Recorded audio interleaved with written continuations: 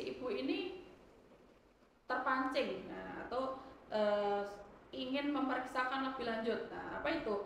Anak-anak ini berat badannya tidak naik dalam kurun waktu beberapa bulan. Jadi makanya sudah bagus, sudah baik, tapi kok anaknya tidak naik berat badannya. TBC itu pasti bisa disembuhkan dan bisa dicegah. Welcome to Postuta, podcast Gedung 1 Jepara. Diskusi asik, asiknya di sini. Hai Sobat Sehat, jumpa lagi dengan saya Novita, host di acara podcast Gedung 1 Jepara. Nah, seneng banget nih aku bisa menyapa teman-teman semuanya. Semoga teman-teman dalam keadaan sehat dan luar biasa. Nah, dalam rangka memperingati Hari TBC Dunia yang setiap tahunnya diperingati pada tanggal 24 Maret, Puskesmas Gedung 1 mengajak teman-teman semuanya untuk mengenal lebih dalam. Kita belajar bersama apa sih penyakit TBC itu. Yes, TBC, tuberculosis. Mungkin teman-teman sudah banyak yang mendengar ya. Nah, pada hari ini kita kedatangan dua narasumber kita yang akan membahas semua tentang TBC ya, dari A sampai Z. Nah, ini ada dua narasumber kita dari sebelah saya. Yang pertama ada Dr. Mudita. Say hello Dr. Dita ke teman-teman yang ada di rumah, di kantor. Mungkin bisa spill sedikit nih tentang riwayat Dr. Mudita. Halo Sobat Sehat, perkenalkan nama saya Dr. Mudita. Saya dokter umum dari Puskesmas Gedung 1. Nah, di sebelahnya lagi ada Kak Viroh. Halo Kak Viroh. Hai. Nah, boleh sapa teman-teman yang ada di rumah. Halo, nama saya Nurma Viro. Kalau di Puskesmas dipanggil Viro. Saya perawat dan juga programmer TB di Puskesmas Gedung 1. Wow, ya sesuai dengan tema kita hari ini, yaitu terkait tentang TBC pada anak. Nah, ini Dokter Dita nih, TBC itu kan salah satu penyakit menular ya, yang menyebabkan kematian, bahkan itu tertinggi nomor 1 ya di dunia.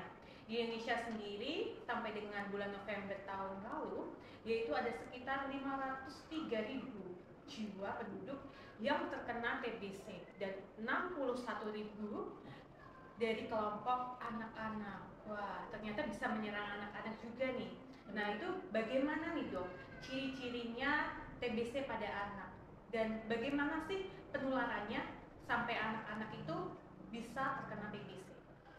Nah, kalau kita membahas tentang ciri-ciri anak-anak yang terkena TBC, kita bisa mulai dilihat dari yang pertama kali demam. Nah, demam dari TBC ini sendiri khas sekali. Jadi demamnya sendiri itu justru malah tidak tinggi. Tidak tinggi ya, tidak tinggi. Jadi demamnya biasanya durasinya lebih lama, 2 minggu, dan itu tidak ada perbaikan. Nah, kadangkala ibu-ibu ini jadi bingung, kok anak saya sudah minum obat tapi demamnya masih ada. Jadi selama kurun waktu 2 minggu itu si anak demam tanpa ada penurunan suhunya ya dok? Ya, tapi khasnya adalah demamnya tidak tinggi. Nah, malah justru sumeng-sumeng aja. Betul. Yang kedua itu ada batuk, durasinya lebih dari 2 minggu. Nah, jadi batuk sudah minum obat tapi masih batuk terus. Nah, biasanya dia akan menghilang batuknya setelah mulai pengobatan. Untuk jenis batuknya sendiri, apakah kalau TBC dia berdahak atau harus ada yang keluar darahnya kalau TBC? Kalau untuk itu sendiri tidak tentu. Kadangkala ada yang bisa mengeluarkan darah, ada yang tidak. Apalagi terkhusus anak-anak, biasanya susah sekali untuk mengeluarkan darah. Lalu yang ketiga, biasanya ini khas sekali pada anak-anak, akhirnya si ibu ini terpancing atau ingin memeriksakan lebih lanjut. Nah, apa itu? Anak-anak ini berat badannya tidak naik dalam kurun waktu beberapa bulan. Jadi makanya sudah bagus, sudah baik, tapi kok anaknya tidak naik berat badannya. Lalu yang selanjutnya biasanya khasnya ada benjolan atau kita bisa sebutnya kelenjar getah bening, pembesaran kelenjar getah bening. Lokasinya di mana itu? Bisa bervariasi. Biasanya di sekitar leher atau bisa bisa di atas tulang klavikula, atau biasanya kadang ada beberapa itu di sekitar ketiak. Nah, pada anak-anak juga bisa muncul ya? Iya, biasanya anak-anak dia lebih sering ada pembesaran kelenjar getah bening. Lalu yang selanjutnya dia juga ada biasanya untuk lanjutnya kita itu bisa memeriksakan diri karena berat badannya yang tidak naik tadi. Biasanya kan ibu-ibu memeriksakan anaknya dengan pemeriksaan tes mantuk biasanya. Nah, yang selanjutnya itu biasanya khas anak-anak tuh lemes. Jadi kalau anak-anak lain itu aktif main ke sana kemari, lemes ya badannya. Bisa juga terjadi penurunan nafsu makan tuh? Penurunan nafsu makan. Nah, khasnya itu berarti berat badannya turun, bocahnya lemes. Tidak nafsu makan. Ada yang paling penting lagi, kontak erat. Nah, jadi adanya dari si anak ini punya kontak erat dengan penderita TBC. Nah, ini yang paling tidak luput.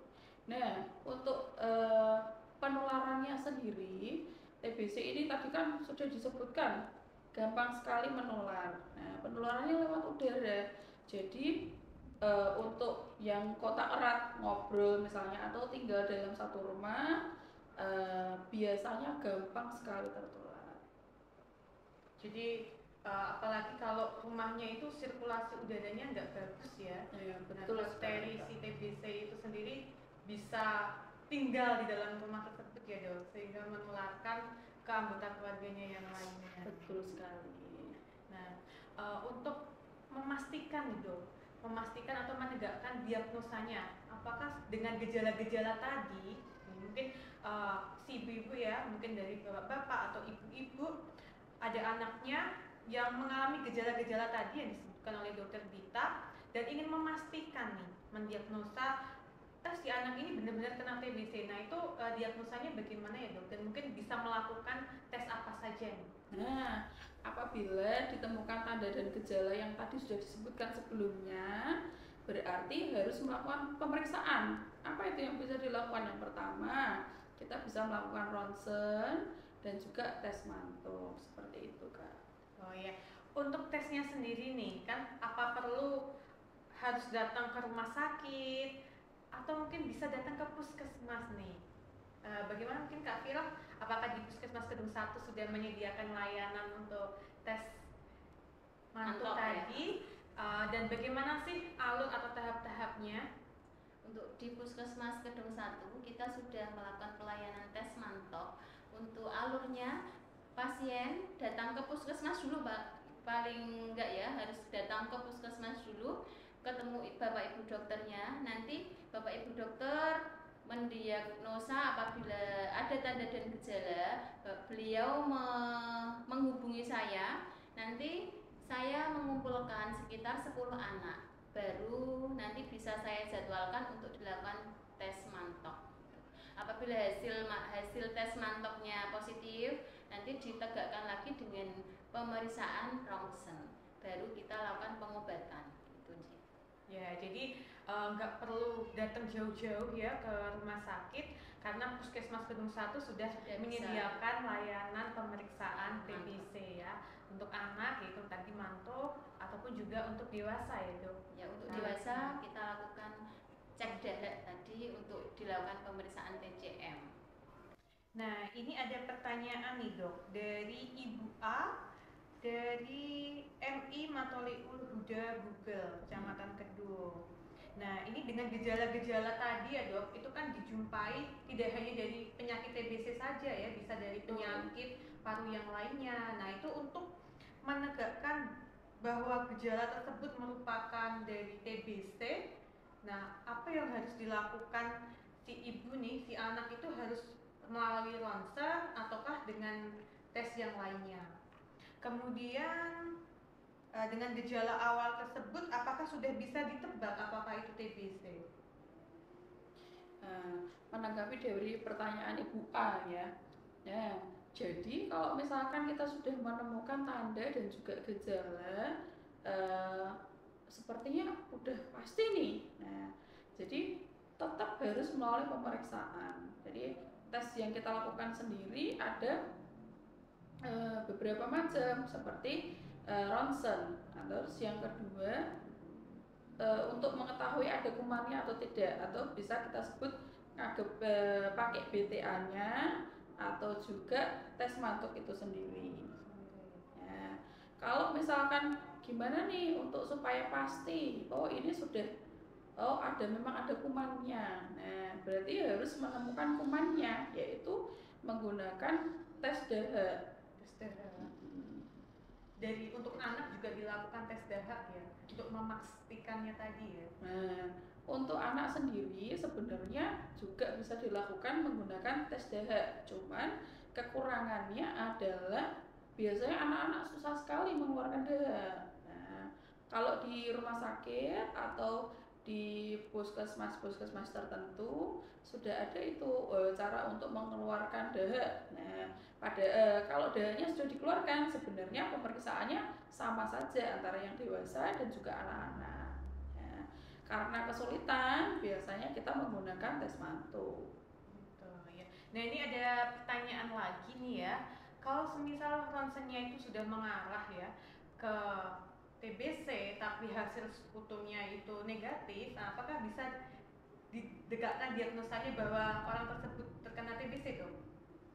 Nah, kalau itu kita harus lihat dari hasil-hasil yang lain. Dalam artian begini, kalau kita lihat ronsennya mengarah ke sana, itu belum tentu. Tapi kalau misalkan hasil ronsennya justru tidak ditemukan atau hasil ronsennya bagus, tapi hasil uji dahaknya positif, berarti kita bisa simpulkan itu positif.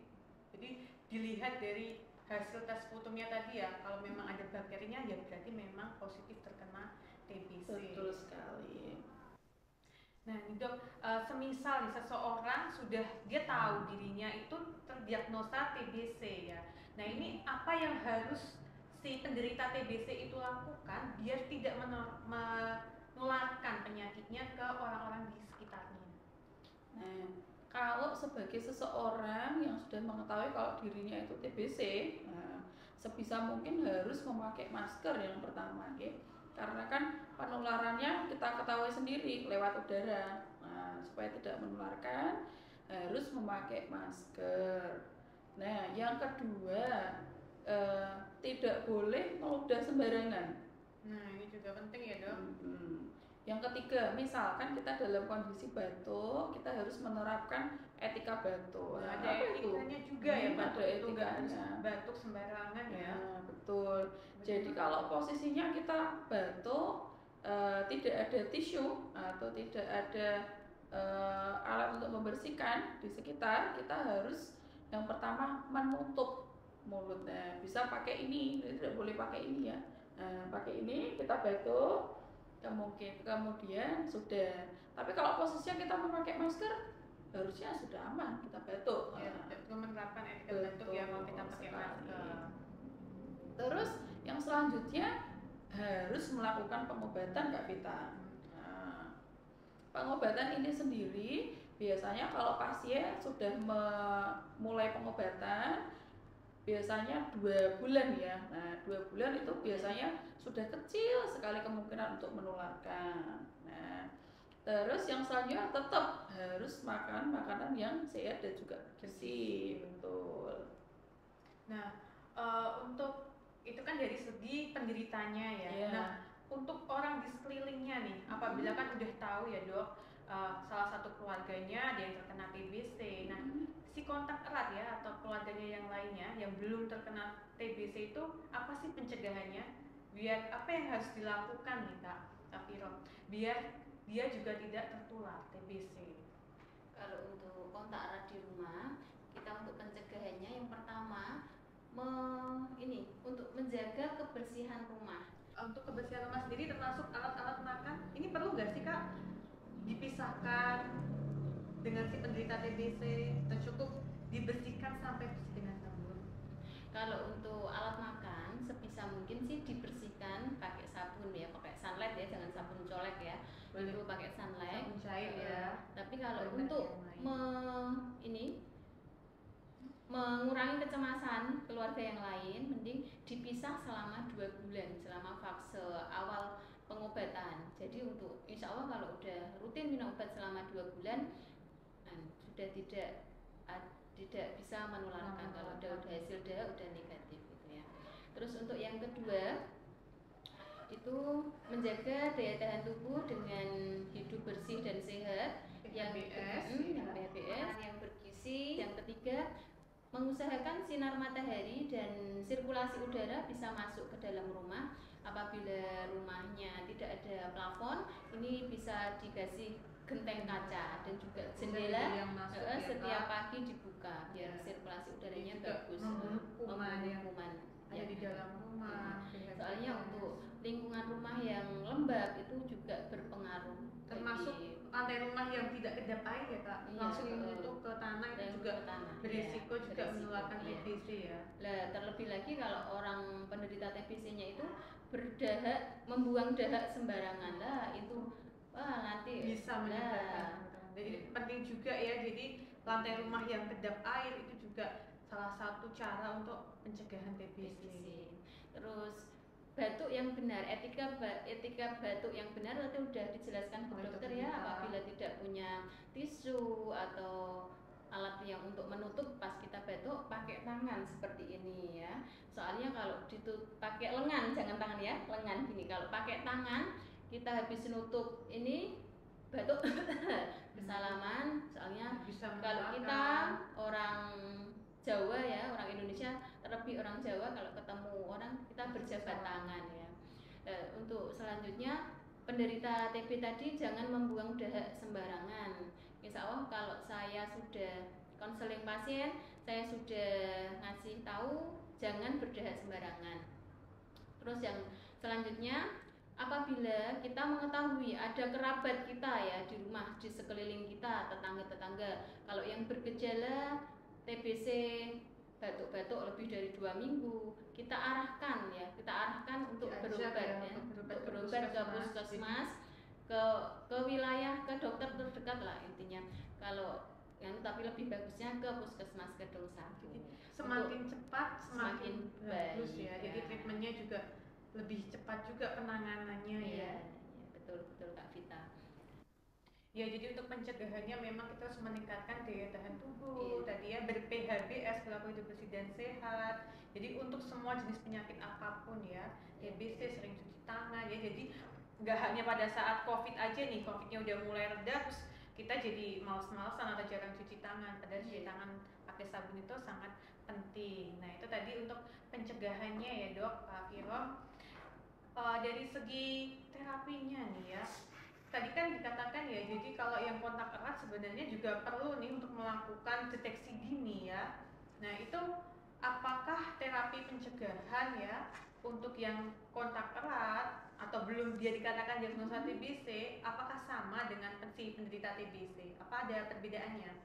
Nah, jadi untuk kontak erat sendiri juga perlu ini pakai terapi pencegahan. Nah, terapi pencegahan sendiri ada yang 3 bulan, ada juga yang 6 bulan. Nah, itu bedanya apa nih Dok? Antara terapi yang 3 bulan sama 6 bulan? Oh, isi obatnya, tapi untuk kualitasnya hasilnya sama. Oh, jadi tergantung ketersediaan obat yang ada di puskesmas atau rumah sakit ya. Yang tersedia apa, ya nanti tergantung dia treatmentnya sampai berapa lama gitu ya Dok. Kenapa sih Dok? Kok penderita TBC maupun si kontak erat itu pengobatannya lama sekali ya, sampai 3 bulan bahkan 6 bulan? Itu apa yang menyebabkan selama itu Dok? Begini, jadi TBC ini sendiri kan penyakit yang sudah dari dulu sudah ada, tapi sampai sekarang masih banyak yang terkena. Nah, artinya apa? Pengobatannya susah sekali. Jadi kalau misalkan kita dengan penyakit yang ringan-ringan kita minum antibiotik dalam waktu 3 atau 5 hari sudah sembuh. Kalau ini tidak bisa, kita sudah pakai obat kombinasi dan juga waktunya memang sangat lama sendiri. Ya, biasanya kekurangannya untuk terapi jangka panjang itu biasanya pasien kalau sudah merasa enak kan jadi males, stop ya. udah langsung Kayaknya stop. aku udah baik-baik aja nih ya.